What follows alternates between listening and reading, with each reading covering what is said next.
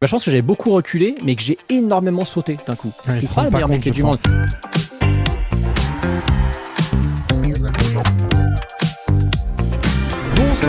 Bonsoir, ça fait plaisir, il y a déjà du monde. Je vous rappelle très rapidement le concept de intervieweur si vous n'avez pas l'habitude. Le principe, c'est que je vais mener une interview avec une personnalité du web que j'aime bien. Je vais mélanger vos questions réseaux sociaux et puis bien sûr l'interview que j'ai préparée parce que j'ai fait mes devoirs, je vous promets. C'est un mélange de plein de choses que j'aime bien, le journalisme, la sociologie, des vidéos YouTube de dialogue que vous avez pu voir de d'autres youtubeurs, Quoi de neuf docteur, de DFG s'il y en a qui connaissent, voilà, c'est une grosse source d'inspiration pour moi. Sans plus attendre, on va accueillir notre premier invité. Je vais lui faire un petit coucou en loge. Bienvenue à toi, ça fait trop plaisir de t'accueillir dans cette émission.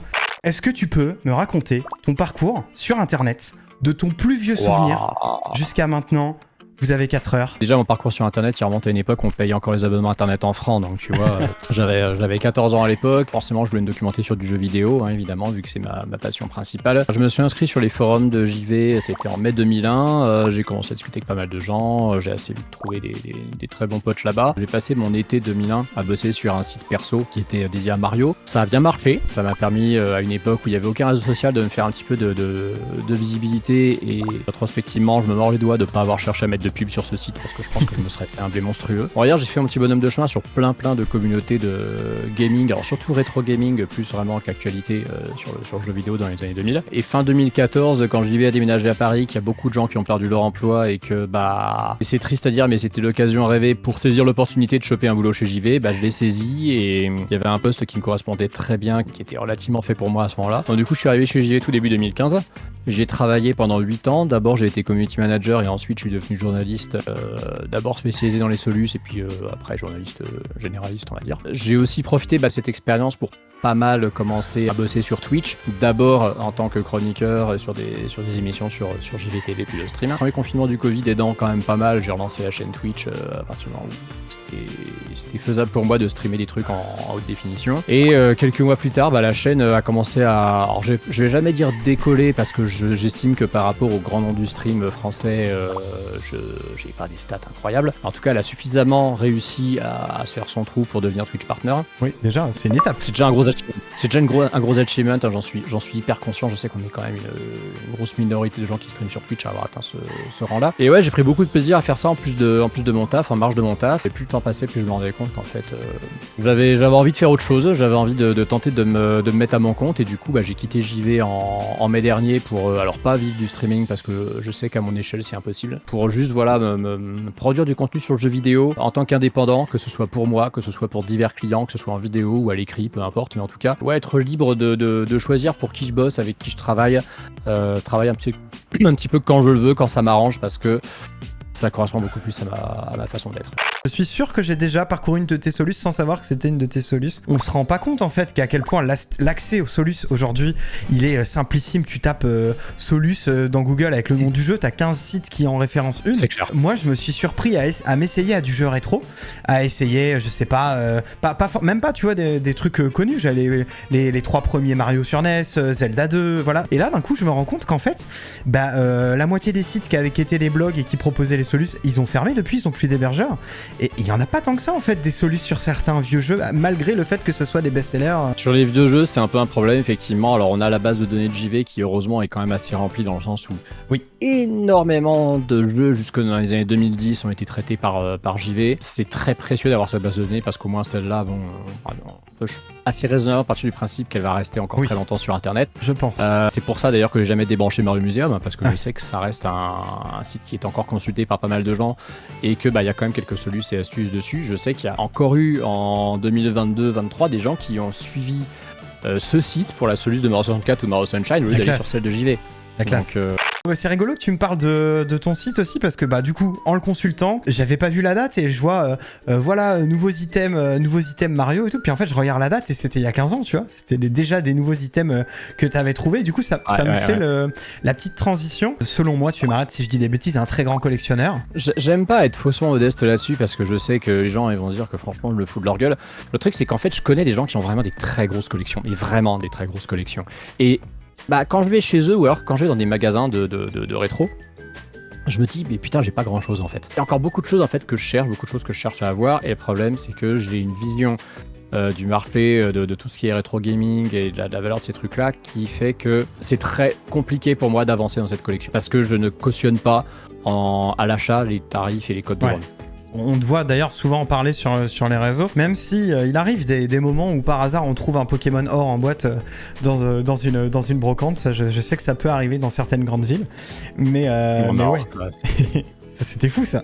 C'est le miracle de l'année. Voilà. C'est tombé juste avant un live si je dis pas de bêtises en plus. Non, c'est pire que ça. Alors j'aurais aimé que ça tombe juste avant le live. C'est l'inverse. C'est-à-dire qu'en fait j'avais fait une brocante juste avant d'aller en live pour faire un matinal du dimanche. En fait j'ai quasiment rien trouvé à la brocante en question. C'était toute petite, il n'y avait pas grand chose. Et à la fin de mon live j'ai dit aux gens, bah écoutez, je vais quand même y repasser des fois qu'il y a eu d'autres stands qui se soient installés, que bon bah tous les ratisseurs soient déjà passés. En vrai je considère que si on ne fait pas les brocantes dans le but de faire du business ou qu'on ne les fait pas en misant beaucoup dessus pour agrandir sa collecte, je considère que c'est le meilleur move en fait d'y aller à partir de 10h voire même à la pause déj, parce que bah c'est le moment en fait on va tomber où on a peut-être la chance d'être la seule personne intéressée par les bons plans qui va tomber sur les stands qui se sont mis là en dernier et que personne n'aura vu. Donc évidemment hein, le coup de bol que j'ai eu récemment sur Pokémon Or, ça reste quelque chose qui pour moi est très marginal, ça va pas arriver toutes les semaines, hein, ça c'est sûr. C'est la preuve que y a des affaires qui ne se font que passer une certaine heure en brocante. Moi, ce que je t'ai pas dit, mais parce que je voulais attendre un petit peu pour te le dire, c'est qu'en fait, moi, je te connais sur jeuxvideo.com depuis très longtemps. On a fait affaire genre en 2010-2011. Alors, je sais plus te dire sur quoi. Je sais plus te dire sur le forum petites annonces, du coup.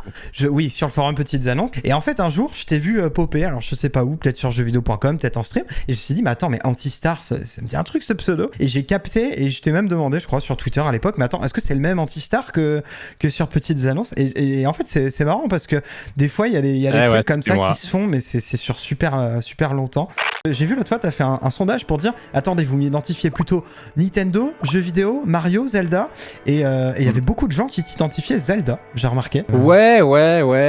Bah, en fait, la personnalité entre guillemets que je l'affiche sur Twitter, qui est quand même le réseau où j'ai le plus d'abonnés, c'est vrai qu'elle a beaucoup mis en avant Zelda ces dernières années, parce que je pense que c'est la licence sur laquelle j'ai le plus spécialisé ma collection ces dernières années. Bah forcément, mon image de profil est liée à Zelda. Tout à fait. Maintenant, j'en démords pas, je considère toujours que c'est Mario dont je suis un vrai spécialiste avant Zelda.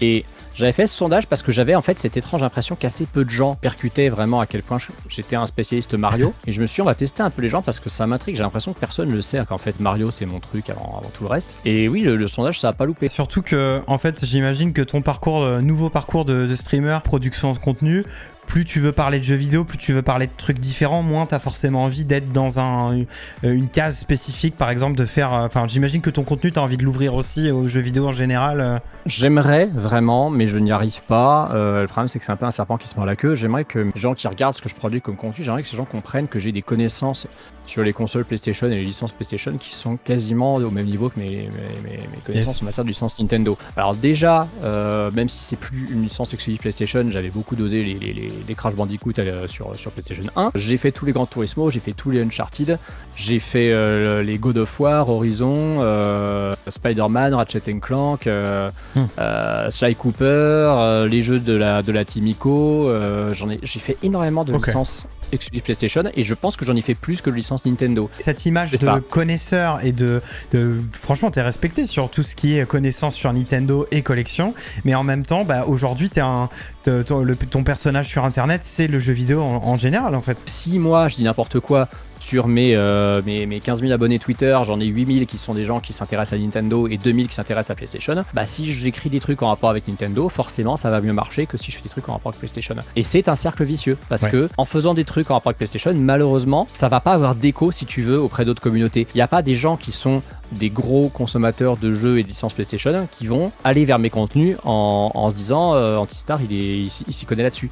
Les passerelles entre les différents constructeurs, entre les différents jeux aujourd'hui, je veux dire, il y a qu'à regarder le roster du dernier Smash Bros quoi. Enfin, je veux dire, aujourd'hui c'est pas aussi hermétique que ça a pu l'être par le passé avec la guerre des consoles, des choses comme ça. Alors techniquement la guerre des consoles existe quand même toujours. Il suffit de voir les comportements des fanboys complètement tarés sur Twitter.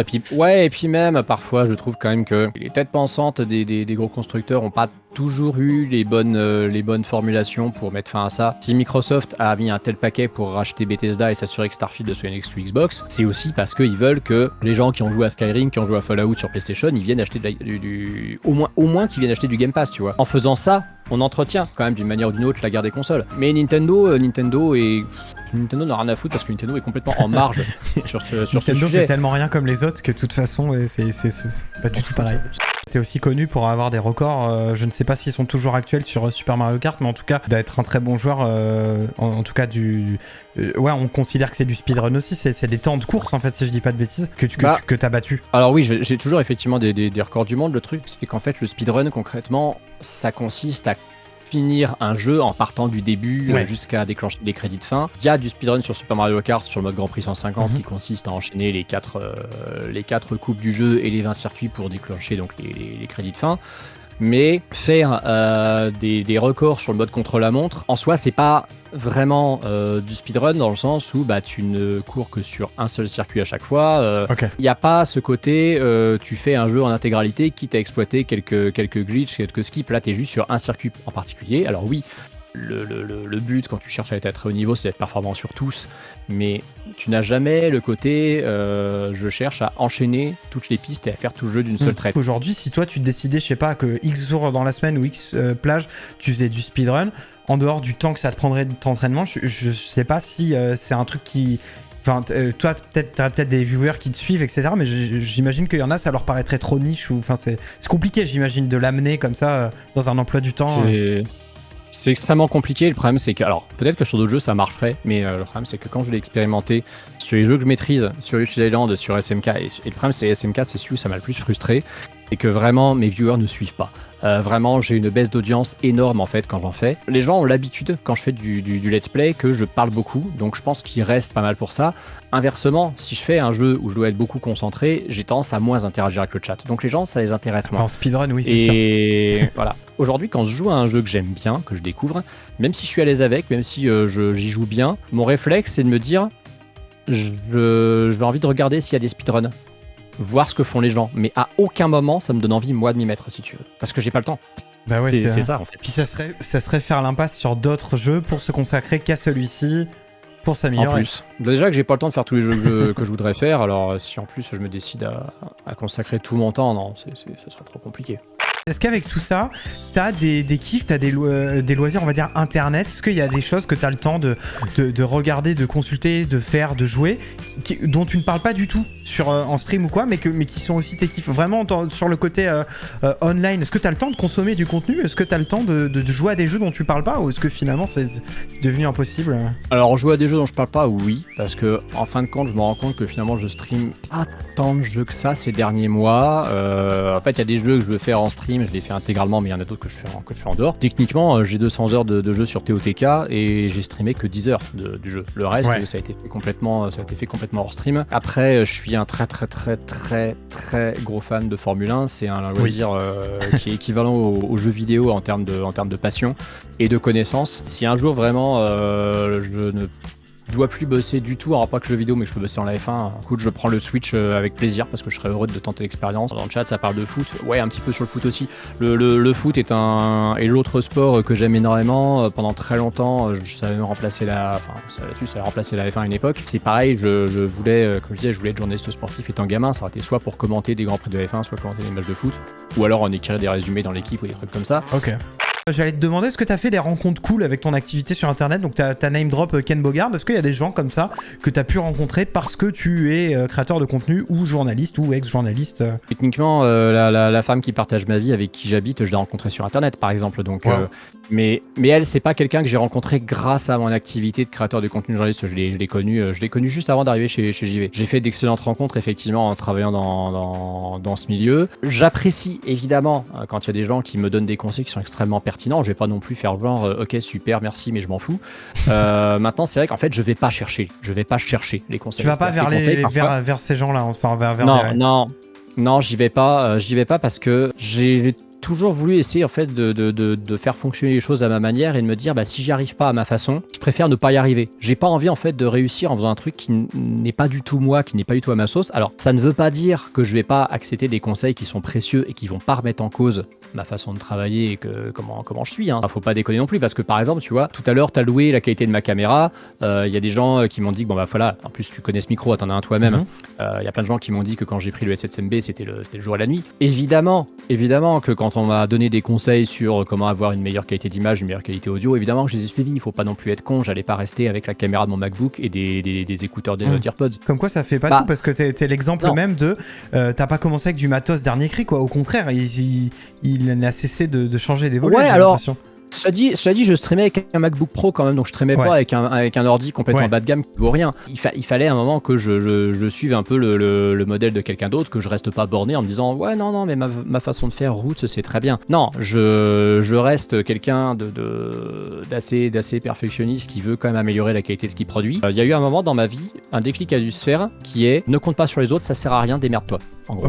Et je sais que y a énormément de gens sur qui je peux compter, des gens qui peuvent m'apporter beaucoup, qui peuvent m'être très précieux, mais à la base, j'essaie toujours de me dire, faut que tu te démerdes, et en second lieu, si tu n'y arrives pas, va voir les autres. Mais dans un premier temps, déjà, essaie de te démerder tout seul. Surtout qu'en plus, c'est en se démerdant seul souvent qu'on arrive au résultat le plus fidèle à ce qu'on veut. En tout cas, dans nos domaines, c'est clairement... je veux dire, si tu sais pas te débrouiller tout seul, moi j'en suis la preuve flagrante parce que... faut être méga débrouillard, c'est clair. J'arrête pas de demander de l'aide. Et je salue mon pote Zetid qui me carie depuis ma naissance, limite. C'est clair que tu seras confronté sans arrêt à des problèmes techniques, des changements, des bugs, des trucs qui... Tu sais, même avant ce stream, je peux le dire maintenant, mais j'étais en panique parce qu'au dernier moment, je me suis rendu compte que j'avais pas modifié l'overlay de l'émission. Et alors là, j'étais en panique parce que j'avais tout fait micrométré. Et là, je me suis dit, ah là, c'est ridicule, j'ai pas fait ça. Et tu vois, ça arrivera tout le temps d'avoir des petits trucs à gérer. Et dans le stream, tu t'es lancé dans un truc où tu vas devoir faire ça tout le temps. Aujourd'hui, quelqu'un qui te dit salut Antistar, j'ai envie de me lancer dans du contenu X ou Y, qu'est-ce que tu me conseillerais de faire?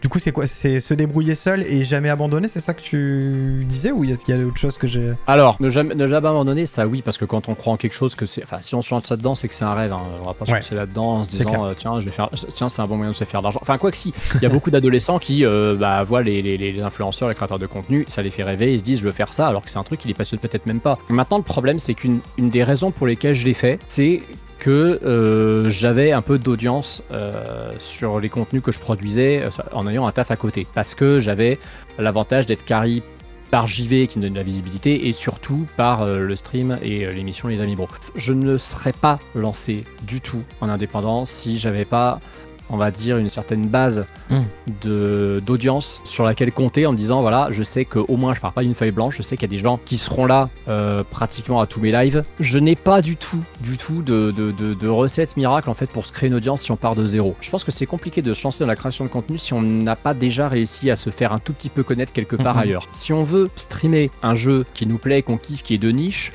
personne va jamais le voir. Parce que personne va aller voir le jeu en question. Si on se met sur un créneau qui est ultra populaire, oui, il y a peut-être une chance qu'effectivement on soit vu parce que tout le monde est dessus. Le problème, c'est qu'on va être tout en bas. Donc, qui va avoir la curiosité d'aller regarder qui sont les streamers à 2-3 viewers sur un jeu où il y a des mecs qui sont à 5000 ? Absolument personne. Le truc qui peut aider, c'est si on crée quelque chose qui permet de se démarquer de ouf, si on a une identité propre, qu'on a un concept que pratiquement personne n'a fait, ou alors que, en tout cas dans la langue qu'on utilise sur les réseaux, personne n'a jamais fait, parce que parfois il y a des concepts qui existent à l'étranger et que personne n'a fait en France, par exemple.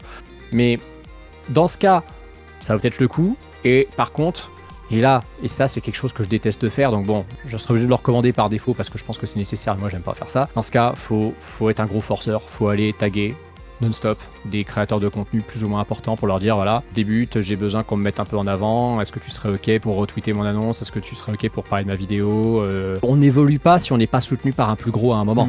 Alors ça va paraître complètement paradoxal par rapport à ce que j'ai dit avant quand je dis que je vais essayer de tout réussir tout seul. Je veux produire mes contenus tout seul. Maintenant oui, j'ai besoin que des gens plus gros que moi en parlent pour les faire connaître, parce qu'évidemment je vais parler à ma base d'abonnés, mais elle reste limitée malgré tout, et s'il n'y a pas quelqu'un avec beaucoup plus d'audience qui parle de ce que j'ai fait, ça restera bloqué en fait à une base qui est insuffisante pour espérer pour espérer vivre de ça et pour espérer se faire connaître un peu plus. Là, tu mets le doigt sur un truc, c'est qu'aujourd'hui, la plupart des créateurs de contenu disent on suit quelqu'un pour son contenu de base et ensuite on commence à suivre pour la personne. On aime bien la personne, on aime bien ses délires, on aime bien sa personnalité, on aime bien, je sais pas moi, on voit bien les communautés les plus soudées sur internet avec des petits délires, des émotes, des mots-clés, des machins. C'est ça en fait, c'est qu'à la fin on fait partie d'une sorte de grande famille avec des grosses guillemets. Complètement, quand tu arrives à te créer à peu près une identité de chaîne, effectivement, moi je sais, il y a Ours qui dit dans le chat, effectivement, moi j'ai un humour qui est absolument radé pâquerette et je sais que mes viewers ont un humour qui est complètement pourri et on s'entend très bien là-dessus et ça fait partie, on va dire, si je puis dire, des valeurs de la chaîne, si on peut appeler ça comme ça. Et c'est vrai qu'il y a des gens qui m'ont expliqué plusieurs fois que ils suivent mes lives parce qu'ils aiment bien le ton que j'ai, le fait que je suis assez posé, que je suis pas du tout un streamer qui passe son temps à hurler, à s'exciter dans son micro et qui est une vraie pile électrique. Est-ce que ça t'arrive, est-ce que c'est déjà arrivé que des gens te reconnaissent IRL parce qu'ils te connaissaient en stream, sur YouTube, sur jeuxvideo.com ou que sais-je? Est-ce que tu t'es déjà fait reconnaître en fait tout simplement? Ouais, alors ça m'arrive pas extrêmement souvent parce qu'encore une fois je suis pas quelqu'un de très connu, mais ça m'est arrivé. La dernière fois c'est rigolo parce que c'est arrivé justement à la fameuse brocante où j'ai chopé le Pokémon Or. Évidemment quand je vais à des événements gaming, récemment à la TwitchCon ou à la Gamescom, forcément c'est des choses qui arrivent et j'ai envie de dire c'est normal. C'est normal parce qu'on est entre personnes du même milieu, donc forcément les gens ont beaucoup plus de chances d'avoir entendu parler de moi, voire d'avoir consommé mes contenus. Mais ouais, ça m'est arrivé quelques fois comme ça. Alors si, en vrai, si, ça m'est arrivé dans le métro. Ça m'est arrivé dans le métro à Paris. Je voulais dire, ça m'est arrivé dans des boutiques de jeux vidéo. Dans les boutiques de République à Paris, ça m'est arrivé, mais bon, ça, encore une fois... Il y a le côté collègue, il y a le côté centre d'intérêt. Et puis je trouve que c'est beaucoup plus probable que dans une brocante, parce que mine de rien, dans une brocante, les gens, ils viennent pas pour du jeu vidéo, ils viennent sur beaucoup de choses. Alors que les boutiques de République, c'est vrai que les gens qui y vont, en général, ils savent ce qu'ils veulent. C'est des gens qui s'y connaissent en jeu vidéo la plupart du temps. Et du coup, c'est souvent des gens, effectivement, qui ont une consommation du jeu vidéo sur Internet et qui fait que, ils peuvent être amenés, du coup, à être déjà tombés sur ce que je fais. En fait, faut être un Squeezie ou un JDG et encore, même le JDG ou MV, je pense que globalement, ils peuvent mener une vie assez tranquille dans la vie. C'est plus vraiment le top du top, le site Squeezie, parce que pour moi, c'est quand même le plus gros créateur de contenu francophone, je pense, qui existe. Mais dans les créateurs de contenu récents qui ont beaucoup percé, surtout auprès des populations plus jeunes, je pense à un Michou, par exemple. Je sais que c'est quelqu'un, c'est beaucoup compliqué pour lui de sortir dans la rue. Bien sûr, j'imagine. Et du coup, on va passer sur la deuxième et dernière partie de cette émission. On va essayer de te découvrir sous un autre jour que celui qu'on connaît sur Internet, c'est-à-dire celui que tu es finalement en dehors des caméras, des écrans, des logiciels OBS de stream et autres moments numériques. J'aurais bien aimé savoir, en fait, comment tu décrirais qui t'es dans la vraie vie, d'où tu viens, est-ce qu'il y a des choses peut-être dont tu parles pas du tout sur Internet, mais qui te définissent. Enfin, tu as dit tout à l'heure que déjà tu étais plutôt quelqu'un de peut-être pas discret, mais en tout cas qui plutôt solitaire de base. Donc c'est un peu l'antithèse de YouTube et du stream. Qui est anti-star quand il n'est pas anti-star? Voilà, c'est ça la question. Comme je l'ai dit déjà, et j'insiste là-dessus, je suis la même personne. C'est-à-dire qu'en vrai, les gens qui me connaissent IRL ont certifié que je suis exactement pareil en fait. Ouais, alors c'est ça qui est marrant, c'est que je suis solitaire dans le sens où en fait j'aime vraiment être tout seul, j'aime qu'on foute la paix, j'aime vraiment être dans ma bulle. Mais ça ne fait pas du tout de moi quelqu'un d'associable. C'est-à-dire qu'en fait, IRL, je suis pas quelqu'un qui est complètement dans son coin, qui parle à personne. Au contraire, je suis extrêmement sociable. C'est juste qu'en fait, la sociabilité, c'est vraiment quand j'en ai envie. Si j'ai pas envie de voir des gens, si j'ai pas envie de discuter avec des gens, j'ai envie qu'on me foute la paix et je serais franchement du genre si je peux avoir une bonne raison de pas le faire, je le ferai pas. Encore une fois, je suis quelqu'un qui n'a jamais de problème pour trouver quoi s'occuper, j'ai toujours beaucoup de choses à faire. La plupart de mes goûts et de mes activités sont des trucs qui se font complètement en solo. C'est vraiment par choix parce que je me sens bien comme ça, que j'ai l'impression sans jusqu'à dire que je me développe comme ça, mais je me sens bien comme ça, je me sens à l'aise comme ça en fait. J'ai pas l'impression d'être spécialement renfermé. En fait, c'est ce truc, je suis quelqu'un qui essaie d'avoir les pieds sur terre. Très réaliste, peu fataliste par certains côtés aussi, c'est-à-dire que j'aime pas en fait me faire des films et rêver de trucs qui sont complètement impossibles. Je pense que c'est aussi pour ça que d'une manière générale, je suis pas un gros consommateur de fantasy et que les jeux vidéo les plus réalistes la plupart du temps sont ceux dans lesquels je me retrouve le mieux. Bon, c'est un peu débile de dire ça quand on sait que je joue à Mario, mais Mario cherche pas à avoir un scénario en fait. On peut faire la part des choses. C'est-à-dire que voilà. Donc au final, je suis peut-être quelqu'un d'un peu ennuyeux, d'un peu chiant, mais je suis bien dans ma peau comme ça. Moi j'avais une question alors qui paraît un peu bateau comme ça, que je pose, qui des fois on me dit pas tellement et des fois ça part. Est-ce que pour toi il y a un ou des moments IRL qui ont changé ta vie, alors avec des grosses guillemets, est-ce qu'il y a eu des tournants, des moments, pas que sur internet, qui t'ont fait dire ou qui t'ont forgé, enfin voilà, parce que des fois on a des déclics comme ça, est-ce que toi tu estimes en avoir eu ou est-ce que tu as envie de les partager? Je pense que c'est essentiellement dû à des rencontres que j'ai faites. C'est des personnes que j'ai rencontrées à certains moments de ma vie qui m'ont fait me remettre en question sur certains trucs, qui m'ont permis d'aller de l'avant à des moments où j'en avais besoin. Ça m'a donné un gros surplus de confiance en moi qui me faisait un petit peu défaut à ce moment-là, dans le sens où j'étais quelqu'un qui savait ce qu'il valait, mais qui avait l'impression qu'en fait personne n'en avait rien à foutre. C'est-à-dire que tu vois, t'as des gens, ils ont pas de confiance en eux, t'as des gens, ils ont le syndrome de l'imposteur. Moi, j'avais l'impression que c'était encore un autre truc. C'est-à-dire que vraiment, j'étais convaincu que je savais faire des super bons trucs et j'avais pas de problème d'estime de moi. Par contre, j'étais entre guillemets convaincu que ouais, les gens le voyaient pas, que personne le verrait et que bah ouais, ça allait être compliqué et que j'allais bien me faire chier dans la vie en fait. Là, en vrai comme ça, c'est cette époque-là, c'est cette charnière de fin 2014-15 où je rencontre une personne qui, je pense, est la rencontre la plus importante que j'ai faite ces dernières années. Au moment où je suis à une grosse phase de remise en question professionnelle, où je suis pas dans un super mood, où je sais pas ce que je vais faire de ma vie.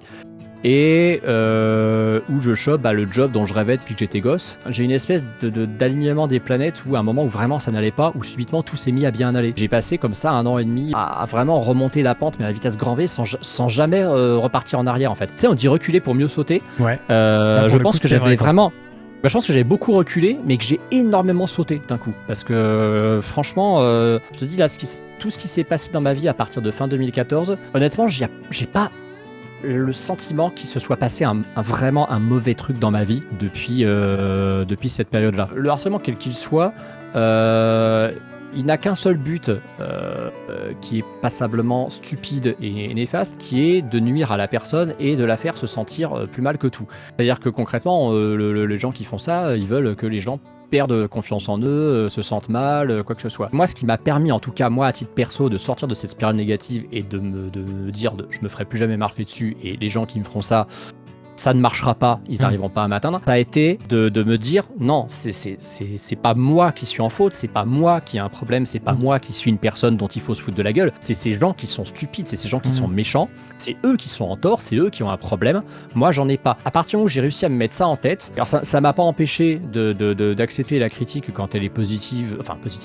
qu'elle est argumentée, mais quand ces critiques sont complètement gratuites, qu'elles sont stupides, qu'elles sont méchantes, qu'elle ne vise vraiment qu'à détruire la personne, bien sûr, il faut arriver, et je sais que c'est pas facile, c'est un travail de ouf à faire sur soi, mais il faut arriver à se dire c'est pas moi le problème, c'est ces gens le problème. Si je peux trouver un moyen de déconnecter complètement avec ces gens, je le fais. Si j'ai un entourage toxique et que je peux m'en déconnecter, je m'en déconnecte, et s'entourer de bonnes personnes. Je suis incapable de te dire quel déclic il y a eu, qu'est-ce qui a fait que je m'en suis convaincu, mais reste que ça a été le cas. Ok.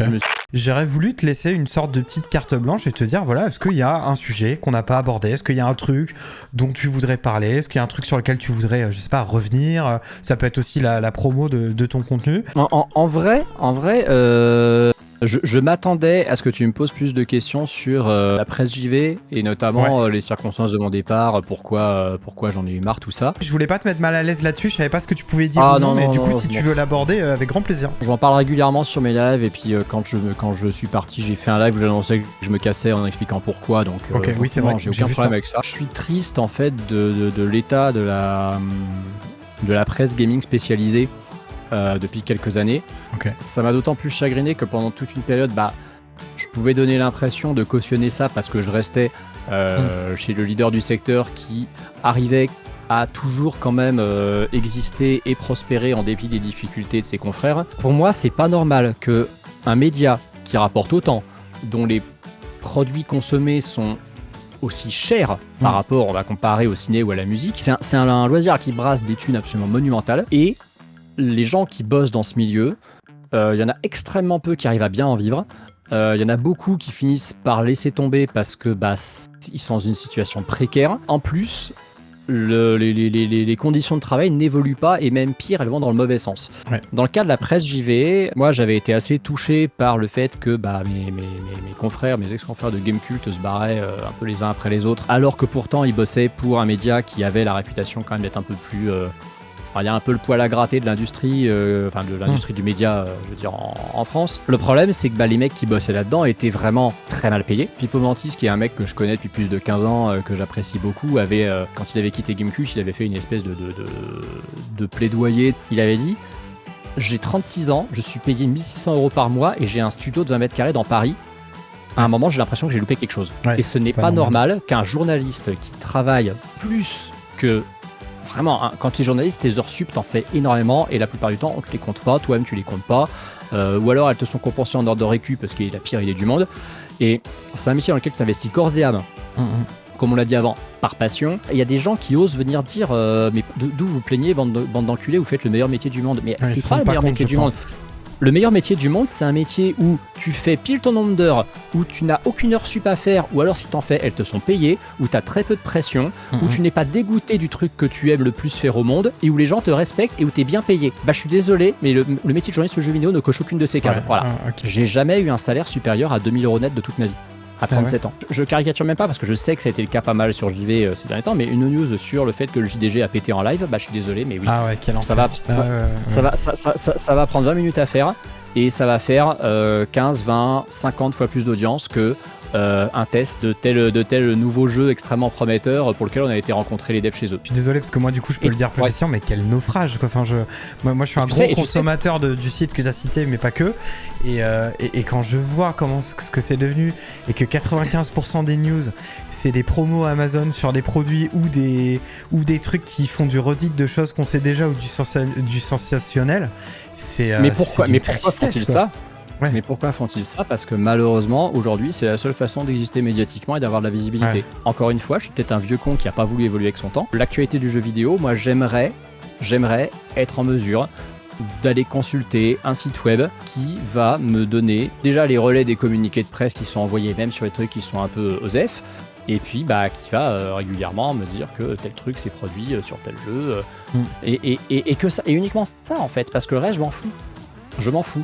Et je ne comprends pas comment on arrive à faire passer devant la pop culture Marvel, Disney et compagnie, devant le jeu vidéo, si le jeu vidéo est le loisir le plus consommé.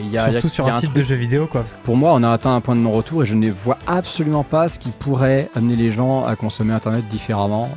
En tout cas, à consommer Internet comme on le faisait il y a 10-15 ans. Je pense que les gens qui font de la résistance, c'est les gens qui créent du contenu. Et moi, aujourd'hui... moi qui étais par exemple un lecteur de plein de sites de jeux vidéo tous les jours, genre vraiment c'était dans mes favoris tous les jours, et maintenant c'est devenu ah tiens un tel a sorti une vidéo, ah tiens il y a un nouvel épisode de tel podcast que j'aime bien, et puis je préfère donner sur un Patreon, sur un KissKissBankBank, sur un je sais pas quoi, sur mettre un sub de temps en temps envers les gens en qui j'ai confiance, et puis peut-être ce cercle-là va s'élargir parce qu'ils vont parler d'autres gens qu'ils aiment bien ou parce que je vais tomber sur un petit créateur qui fait des trucs cool. Mais c'est vrai que les grands sites de presse, les relais et tout, j'ai eu tendance à petit en partir, quoi. Les alternatives, j'ai trouvé sur Twitter parce que je m'étais créé une liste d'acteurs du gaming, c'est-à-dire les comptes de tous les éditeurs et développeurs possibles et imaginables, les comptes de certaines personnalités qui bossent dans ce milieu, certains journalistes ou créateurs de contenu très influents comme Jason Schreier ou Geoff Keighley par exemple. Et c'est comme ça que je me faisais ma veille d'actu. C'était plus du tout en allant consulter un site, que ce soit JV ou un autre, parce que malheureusement, il répondait plus à mes attentes. Alors en gros, donc oui, j'avais commencé vraiment à saturer de la façon dont le journalisme gaming évoluait, et notamment chez JV où je me sentais plus à ma place en fait, tout simplement. J'ai la possibilité financièrement de tenter de partir à l'aventure tout seul, comme l'ont fait d'autres avant moi, d'essayer de produire du contenu sur Twitch, de continuer à produire du contenu à l'écrit, de produire du contenu vidéo aussi sur YouTube éventuellement si je me motive. Je voulais tenter en fait de continuer à faire le même métier que je faisais avant, c'est-à-dire faire du journalisme jeu vidéo, écrire des articles pour de la presse, soit généraliste, soit spécialisée, mais en tout cas sur la thématique du jeu vidéo, et développer l'activité que j'ai en tant que créateur de contenu vidéo, qui est une activité dans laquelle je me sens très à l'aise et pour laquelle là vraiment j'ai des regrets de pas m'y être mis plus tôt. On comprend un peu mieux pourquoi tu as tourné cette page-là en mai dernier. Et on comprend aussi dans quelle direction tu vas sur ton projet solo qu'on souhaite fructueux et grandissant. Même si honnêtement, moi je te le dis vraiment, j'ai un peu halluciné. On se rend pas compte du nombre de viewers que tu as vite gagné en solo.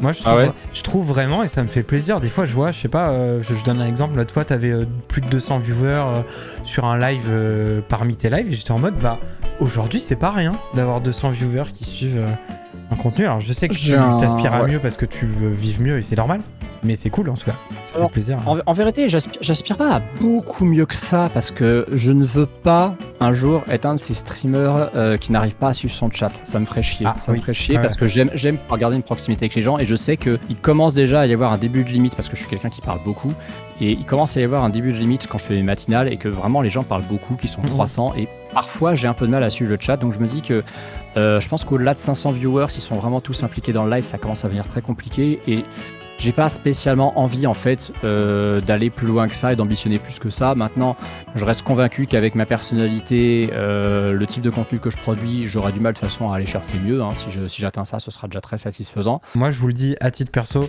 je trouve le contenu d'Antistar quali et j'espère que ce sera votre cas. Et en tout cas, si vous pouvez lui donner de la force, c'est super cool. Et bien écoute, en tout cas, moi je trouve qu'on a fait un tour assez...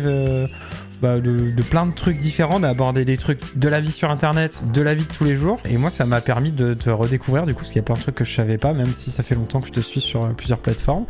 Donc j'espère que t'as passé un bon moment aussi, que c'était agréable pour toi, que voilà, que le temps il n'est pas passé trop lentement et que tu t'es senti bien accueilli. Bah franchement ouais non mais moi c'est toujours un plaisir pour moi de toute façon de discuter de ce genre de trucs. C'est aussi pour ça que j'avais accepté, hein, parce que moi je suis à l'aise avec ces sujets là et puis sans être forcément le mec le plus intéressant de cet univers et de cette industrie et celui qui a le background le plus ouf, je reste persuadé que j'ai des choses à raconter. J'ose surtout espérer que j'ai des choses à raconter que d'autres n'ont pas déjà racontées. Je te confirme, je te confirme, c'est le cas. Que je peux apporter un angle un peu différent, une vision peut-être un peu différente. Antistar, c'était un plaisir de t'accueillir. Je suis content qu'on ait réussi à fixer ce rendez-vous après plusieurs mois où on a essayé. T'es évidemment le bienvenu si tu reviens ici pour je sais pas quel type de contenu ou si on refait un truc ensemble. Bonne soirée Antistar et puis à très vite. J'espère que ce moment vous a plu, j'espère que ce moment un peu privilégié où on parle avec un invité et on le découvre sous un autre angle, ça vous a plu. À bientôt, j'espère que ce voyage sur l'île vous a plu. Je vous souhaite une bonne soirée, une bonne nuit et peut-être à très vite. Ciao.